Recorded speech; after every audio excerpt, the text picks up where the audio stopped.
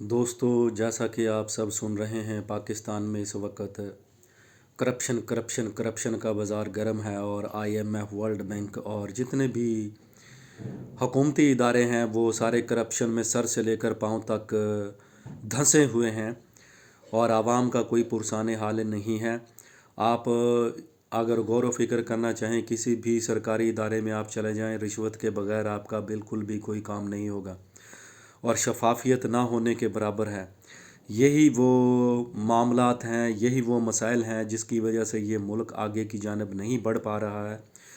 اور بدقسمتی یہ ہے کہ حکمران طبقہ مایوسیوں کے کھڈے میں پڑا ہوا ہے، اور مزید اس قوم کو مایوس کر رہا ہے۔ اس کے پاس کوئی متبادل حل موجود نہیں ہے کہ وہ اس قوم کو اس مایوسی کے گہرے کھڈے سے باہر نکال سکے، اور پاکستان کو ترقی کرتا ہوا، پھلتا پھولتا ہوا راستے پر گامزن کیا جا سکے۔ اور جتنی بھی آپ حکومتیں چیک کر لیں، وہ ساری I M F, world bank سے لون لیتی ہوئی آپ کو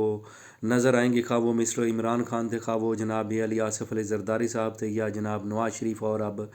انہی کے بھائی جناب شہباز شریف صاحب ہیں۔ تو یہ اس ملک کا وتیرہ ہے کہ جو قرض کی لون کی یعنی رقم لی جاتی ہے، اور لہٰذا وہ اپنے للوں تللوں پر اڑا دی جاتی ہے، اور اس کا جو مصرف ہے بہت ہی پروڈکٹیو پرپز کے لیے کم کیا جاتا ہے، اور نیگیٹو پرپز کے لیے بہت زیادہ یوز کیا جا رہا ہے۔ یہ بدقسمتی ہے، اور اس کو کرپشن کے جو وسیع و ریز راستے ہیں، حکومتوں نے وہ تمام راستے کھولے ہوئے ہیں، اور کوئی بھی حکومت نہیں چاہتی ہے کہ ان راستوں کو بند کیا جائے، اور تاکہ ملک جو ہے وہ پھلتا پھولتا اور آگے بڑھتا ہوا نظر آئے۔ اور اگر اب آپ زبان زد عام دیکھیں، لوگ کرپشن کی کہانیاں سر عام جو ہے ایک دوسرے کو سنا رہے ہیں، وہ ڈپارٹمنٹل سٹوریاں ہوں، یا وہ حکومتی اداروں کی ہوں، یا کہیں پر بھی لین دین، اور گلی محلوں تک اب جو ہے وہ رشوت ستانی پہنچ چکی ہے۔ اس کے بغیر اب کام کروانا تقریباً ناممکن ہے۔ اور سیاسی لحاظ سے اگر آپ چیک کر لیں، ووٹنگ میں بھی یہاں پر جتنی رشوت ستانی اور لوٹ مار کا بازار گرم ہے، لہٰذا الیکشن بھی وہی لوگ لڑ سکتے ہیں اور جیت سکتے ہیں جو پیسے کی ریل پیل رکھتے ہیں، اور جن لوگوں کے پاس پیسہ موجود نہیں ہے اور ریل پیل موجود نہیں ہے، لہٰذا وہ الیکشن کے نظام کے اندر بالکل بھی ایڈجسٹیبل نہیں ہے، وہ ان ایڈجسٹیبل شمار کیے جاتے ہیں، اور الیکشن کسی صورت جیت بھی نہیں سکتے ہیں،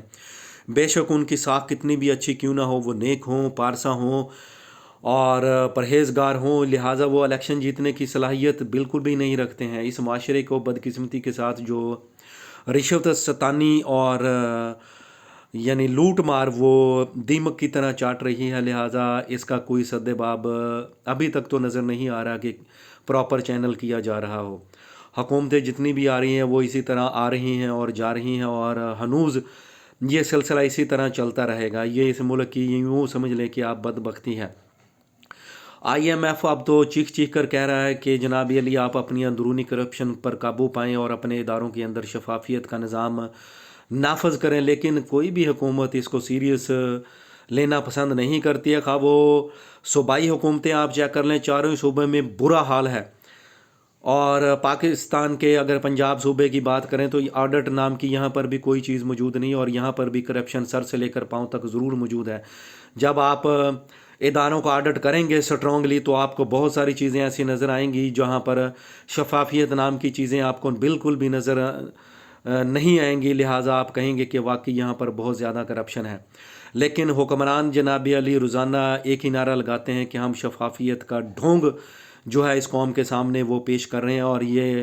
ہمارا جو نظام حکومت ہے لہٰذا وہ صاف اور ستھرا اور شفاف ہے،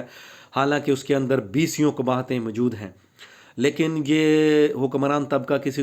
طور بھی سدھرنے کے لیے تیار نہیں ہے، اور نہ ہی اپنے آپ کو جو